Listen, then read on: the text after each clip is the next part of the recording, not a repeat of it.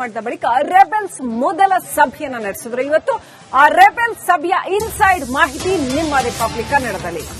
Republic ಕನ್ನಡಕ್ಕೆ rebels meeting ನ inside ಮಾಹಿತಿ ಸಿಕ್ಕಿದೆ. ಏನೇನಾಯ್ತು ಇವತ್ತು ಹಾಗಾದ್ರೆ ಜಿಎಂ ಸಿದ್ದೇಶ್ವರ್ ಮನೆಯಲ್ಲಿ ನಡೆದಂತಹ 3 ಗಂಟೆಗಳ ಕಾಲ ಸುದೀರ್ಘ ಚರ್ಚೆ.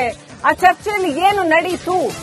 ಯುಗಾದಿ ಹಬ್ಬದ ಬಳಿಕ ಹೈಕಮಾಂಡ್ ಕದ ತಟ್ಟೋದಕ್ಕೆ ರೆಬೆಲ್ಸ್ ಟೀಮ್ ನಿರ್ಧಾರ ಮಾಡಿದ್ಯಂತೆ. ನಮ್ಮಿಂದ ತಪ್ಪಾಗಿದ್ರೆ ಕ್ಷಮಿಸಿ, ಯತ್ನಾಳ್ ಉಚ್ಚಾಟನೆ ಆದೇಶವನ್ನ ಮತ್ತೊಮ್ಮೆ ಪರಿಶೀಲಿಸಿ ಅಂತ ರಿಕ್ವೆಸ್ಟ್ ಮಾಡೋದಕ್ಕೆ ನಿರ್ಧಾರ ಮಾಡಿದ್ದಾರೆ ಅಂತ ಹೇಳಲಾಗಿದೆ. ಯತ್ನಾಳ್ ಅವರನ್ನ ಹೇಗಾದ್ರೂ ಮಾಡಿ ಪಕ್ಷಕ್ಕೆ ವಾಪಸ್ ಕರೆದುಕೊಂಡು ಬರಬೇಕು ಅನ್ನೋದು ಈ ಉಳಿದ ರೆಬೆಲ್ಸ್ ನಾಯಕರ ನಿರ್ಧಾರ. ಉಚ್ಚಾಟಿತ ನಾಯಕ ಯತ್ನಾಳ್ಗೆ ಬುದ್ಧಿವಾದ ಹೇಳಿದ್ದಾರಂತೆ ಟೀಮ್. ಯಡಿಯೂರಪ್ಪ ವಿಜಯೇಂದ್ರ ವಿರುದ್ಧ ಮಾತನಾಡಿದ್ದೇ ತಪ್ಪು, ಬಹಿರಂಗ ಹೇಳಿಕೆ ಕೊಡಬೇಡಿ ಅಂದ್ರೂ ಕೊಟ್ರಿ, ಅದಕ್ಕೆ ಹೀಗಾಯ್ತು.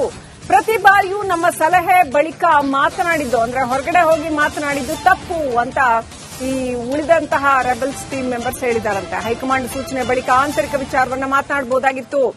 ಹೊರಗಡೆ ಬಂದು ಪಕ್ಷದ ಆಂತರಿಕ ವಿಚಾರವನ್ನ ಈ ರೀತಿ ಹೊರಗಡೆ ಬಂದು ಮಾತನಾಡಬಾರ್ದಾಗಿತ್ತು ಅಂತ ಬುದ್ಧಿ ಹೇಳಿದಾರಂತೆ. ಇನ್ನು ಮುಂದೆ ಸರಿಪಡಿಸೋ ಕೆಲಸ ಮಾಡೋಣ ಅಂತ ಯತ್ನಾಳ್ಗೆ ಅರವಿಂದ ಲಿಂಬಾವಳಿ ಸಲಹೆ ಕೊಟ್ಟಿದ್ದಾರೆ ಅಂತ ಹೇಳಲಾಗ್ತಾ ಇದೆ. ವರಿಷ್ಠರಿಗೆ ಯಾವ ಮಾಹಿತಿಯನ್ನ ನಾವು ಬಹಳಷ್ಟು ತಿಂಗಳುಗಳಿಂದ ನಾವು ಮನವಿ ಮಾಡ್ತಾ ಇದ್ದೀವಿ. ಕರ್ನಾಟಕದಲ್ಲಿ ಬಿಜೆಪಿನಲ್ಲಿ ಎಲ್ಲವೂ ಕೂಡ ಸರಿ ಇಲ್ಲ, ಸರಿ ಮಾಡಿಕೊಡಬೇಕು ಅಂತಕ್ಕಂಥ ವಿನಂತಿಯನ್ನ ನಾವು ಮಾಡಿದ್ವಿ. ಅದು ಮಾಡಿದ್ದಾಗೂ ಕೂಡ ಒಂದು ಆಘಾತಕಾರವಾಗಿರತಕ್ಕಂಥ ವಿಚಾರವನ್ನ ಇವತ್ತು ನಮಗೆ ಎರಿಗೆ ಬಂದಿದೆ.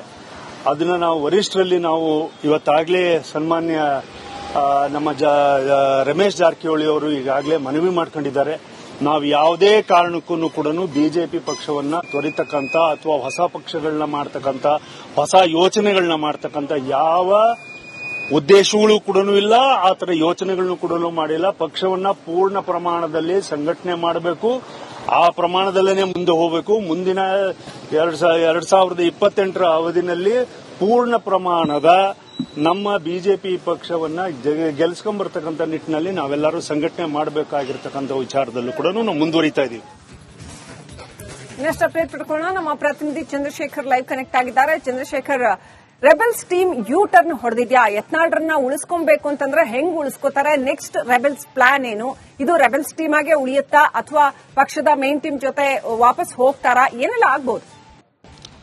ಶ್ರೀಲಕ್ಷ್ಮಿ, ಖಂಡಿತವಾಗ್ಲು ಎಲ್ಲರೂ ಕೂಡ ಒಂದು ಆತಂಕವನ್ನು ವ್ಯಕ್ತಪಡಿಸ್ತಾ ಇದ್ರು. ಯತ್ನಾಳ್ ಅವರ ಜೊತೆಯಲ್ಲಿದ್ದಂತವರು ಇನ್ನು ಮುಂದೆ ಉಚ್ಚಾಟನೆ ಮಾಡಿದ ಬಳಿಕ ಯಾರು ಕೂಡ ಹೋಗೋದಿಲ್ಲ ಅಂತ ತಿಳ್ಕೊಂಡಿದ್ರು. ಆದ್ರೆ ಬಹುತೇಕ ಎಲ್ಲರೂ ಕೂಡ ಅಂದ್ರೆ ಯಾರು ಯತ್ನಾಳ್ ಟೀಮ್ ಅಂತ ಗುರುತಿಸಿಕೊಂಡಿದ್ರು ಎಲ್ಲರೂ ಕೂಡ ಇವತ್ತು ಸಭೆಯಲ್ಲಿ ಭಾಗಿಯಾಗಿದ್ರು. ಸೊ ಹೀಗಾಗಿ ಆ ಭಾಗಿಯಾದಂತ ಸಂದರ್ಭದಲ್ಲಿ ಎಲ್ಲ ಒಂದು ನಿರ್ಧಾರವನ್ನು ತೆಗೆದುಕೊಂಡಿರ್ತಕ್ಕಂಥದ್ದು ಹೈಕಮಾಂಡ್ ಬಳಿ ಹೋಗಬೇಕು ಅನ್ನುವಂಥದ್ದು. ಸೊ ಹೈಕಮಾಂಡ್ ನ ಅಪ್ರೋಚ್ ಅನ್ನ ಮಾಡಬೇಕು, ಉಚ್ಚಾಟನೆಯನ್ನ ವಾಪಸ್ ತೆಗೆದುಕೊಳ್ಬೇಕು ಅನ್ನುವಂತ ವಿಚಾರವಾಗಿ ನೇರವಾಗಿ ಹೈಕಮಾಂಡ್ ಅನ್ನ ಭೇಟಿಯಾಗಬೇಕು. ಯುಗಾದಿ ಹಬ್ಬದ ಬಳಿಕ ಹೈಕಮಾಂಡ್ ಕದವನ್ನ ತಟ್ಟೋದಕ್ಕೆ ಈಗಾಗಲೇ ಸಭೆಯಲ್ಲಿ ತೀರ್ಮಾನವನ್ನು ಮಾಡಿಕೊಂಡಿರ್ತಕ್ಕಂಥದ್ದು. ಪ್ರಮುಖವಾಗಿ ಯತ್ನಾಳ್ ಜೊತೆಯಲ್ಲಿ ಇಡೀ ಕರ್ನಾಟಕ ಜನತೆ ಇದೆ, ಅದರಲ್ಲೂ ಹಿಂದೂ ಪರ ಸಂಘಟನೆಗಳು ಕೂಡ ಯತ್ನಾಳ್ ಜೊತೆಯಲ್ಲಿದೆ. ಬಿಜಾಪುರದ ಜನತೆ ಮತ್ತು ಬಿಜೆಪಿಯ ಬಹುತೇಕ ನಾಯಕರು ಕೂಡ ಯತ್ನಾಳ್ ಜೊತೆಯಲ್ಲಿದ್ದಾರೆ ಅನ್ನುವಂಥ ಸಂದೇಶವನ್ನು ಕೊಡಲಿಕ್ಕೆ ಮುಂದಾಗ್ತಾ ಇರತಕ್ಕಂಥದ್ದು.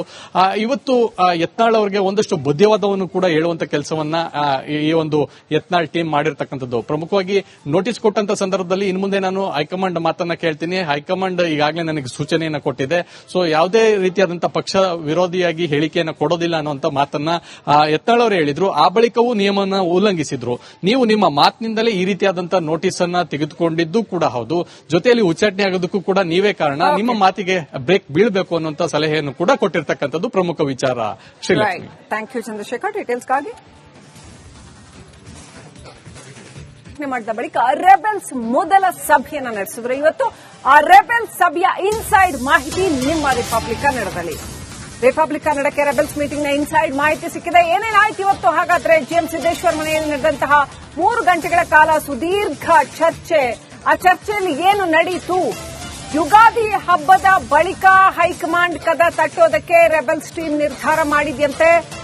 ನಮ್ಮಿಂದ ತಪ್ಪಾಗಿದ್ರೆ ಕ್ಷಮಿಸಿ, ಯತ್ನಾಳ್ ಉಚ್ಚಾಟನೆ ಆದೇಶವನ್ನ ಮತ್ತೊಮ್ಮೆ ಪರಿಶೀಲಿಸಿ ಅಂತ ರಿಕ್ವೆಸ್ಟ್ ಮಾಡೋದಕ್ಕೆ ನಿರ್ಧಾರ ಮಾಡಿದ್ದಾರೆ ಅಂತ ಹೇಳಲಾಗಿದೆ. ಯತ್ನಾಳ್ ಅವರನ್ನ ಹೇಗಾದ್ರೂ ಮಾಡಿ ಪಕ್ಷಕ್ಕೆ ವಾಪಸ್ ಕರೆದುಕೊಂಡು ಬರಬೇಕು ಅನ್ನೋದು ಈ ಉಳಿದ ರೆಬೆಲ್ಸ್ ನಾಯಕರ ನಿರ್ಧಾರ. ಉಚ್ಚಾಟಿತ ನಾಯಕ ಯತ್ನಾಳ್ಗೆ ಬುದ್ಧಿವಾದ ಹೇಳಿದ್ದಾರಂತೆ ಟೀಮ್. ಯಡಿಯೂರಪ್ಪ ವಿಜಯೇಂದ್ರ ವಿರುದ್ಧ ಮಾತನಾಡಿದ್ದೇ ತಪ್ಪು, ಬಹಿರಂಗ ಹೇಳಿಕೆ ಕೊಡಬೇಡಿ ಅಂದ್ರೂ ಕೊಟ್ರಿ, ಅದಕ್ಕೆ ಹೀಗಾಯ್ತು. ಪ್ರತಿ ಬಾರಿಯೂ ನಮ್ಮ ಸಲಹೆ ಬಳಿಕ ಮಾತನಾಡಿದ್ದು ಅಂದ್ರೆ ಹೊರಗಡೆ ಹೋಗಿ ಮಾತನಾಡಿದ್ದು ತಪ್ಪು ಅಂತ ಈ ಉಳಿದಂತಹ ರೆಬೆಲ್ಸ್ ಟೀಮ್ ಮೆಂಬರ್ಸ್ ಹೇಳಿದಾರಂತೆ. ಹೈಕಮಾಂಡ್ ಸೂಚನೆ ಬಳಿಕ ಆಂತರಿಕ ವಿಚಾರವನ್ನ ಮಾತನಾಡಬಹುದಾಗಿತ್ತು. ಹೊರಗಡೆ ಬಂದು ಪಕ್ಷದ ಆಂತರಿಕ ವಿಚಾರವನ್ನ ಈ ರೀತಿ ಹೊರಗಡೆ ಬಂದು ಮಾತನಾಡಬಾರ್ದಾಗಿತ್ತು ಅಂತ ಬುದ್ಧಿ ಹೇಳಿದಾರಂತೆ. ಇನ್ನು ಮುಂದೆ ಸರಿಪಡಿಸುವ ಕೆಲಸ ಮಾಡೋಣ ಅಂತ ಯತ್ನಾಳ್ಗೆ ಅರವಿಂದ ಲಿಂಬಾವಳಿ ಸಲಹೆ ಕೊಟ್ಟಿದ್ದಾರೆ ಅಂತ ಹೇಳಲಾಗ್ತಾ ಇದೆ. ವರಿಷ್ಠರಿಗೆ ಯಾವ ಮಾಹಿತಿಯನ್ನ ನಾವು ಬಹಳಷ್ಟು ತಿಂಗಳುಗಳಿಂದ ನಾವು ಮನವಿ ಮಾಡ್ತಾ ಇದ್ದೀವಿ. ಕರ್ನಾಟಕದಲ್ಲಿ ಬಿಜೆಪಿನಲ್ಲಿ ಎಲ್ಲವೂ ಕೂಡ ಸರಿ ಇಲ್ಲ, ಸರಿ ಮಾಡಿಕೊಡಬೇಕು ಅಂತಕ್ಕಂಥ ವಿನಂತಿಯನ್ನ ನಾವು ಮಾಡಿದ್ವಿ. ಅದು ಮಾಡಿದ್ದಾಗೂ ಕೂಡ ಒಂದು ಆಘಾತಕಾರವಾಗಿರತಕ್ಕಂಥ ವಿಚಾರವನ್ನ ಇವತ್ತು ನಮಗೆ ಎರಿಗೆ ಬಂದಿದೆ. ಅದನ್ನ ನಾವು ವರಿಷ್ಠರಲ್ಲಿ ನಾವು ಇವತ್ತಾಗಲೇ ಸನ್ಮಾನ್ಯ ನಮ್ಮ ರಮೇಶ್ ಜಾರಕಿಹೊಳಿ ಅವರು ಈಗಾಗಲೇ ಮನವಿ ಮಾಡ್ಕೊಂಡಿದ್ದಾರೆ.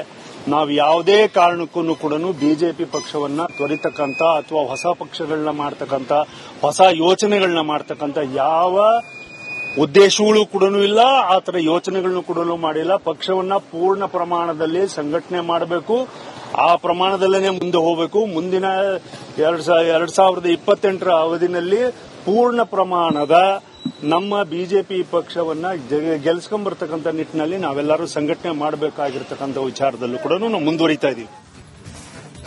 ಇನ್ನಷ್ಟು ಅಪ್ಡೇಟ್ ಪಡ್ಕೊಳ್ಳೋಣ. ನಮ್ಮ ಪ್ರತಿನಿಧಿ ಚಂದ್ರಶೇಖರ್ ಲೈವ್ ಕನೆಕ್ಟ್ ಆಗಿದ್ದಾರೆ. Chandrashekhar, rebels team U turn ಹೊಡೆದಿದ್ಯಾ? ಯತ್ನಾಳ್ರನ್ನ ಉಳಿಸ್ಕೊಬೇಕು ಅಂತಂದ್ರೆ ಹೆಂಗ್ ಉಳಿಸ್ಕೋತಾರೆ? ನೆಕ್ಸ್ಟ್ ರೆಬೆಲ್ಸ್ ಪ್ಲಾನ್ ಏನು? ಇದು ರೆಬೆಲ್ಸ್ ಟೀಮ್ ಆಗೇ ಉಳಿಯುತ್ತಾ ಅಥವಾ ಪಕ್ಷದ ಮೇನ್ ಟೀಮ್ ಜೊತೆ ವಾಪಸ್ ಹೋಗ್ತಾರಾ? ಏನೆಲ್ಲ ಆಗ್ಬಹುದು?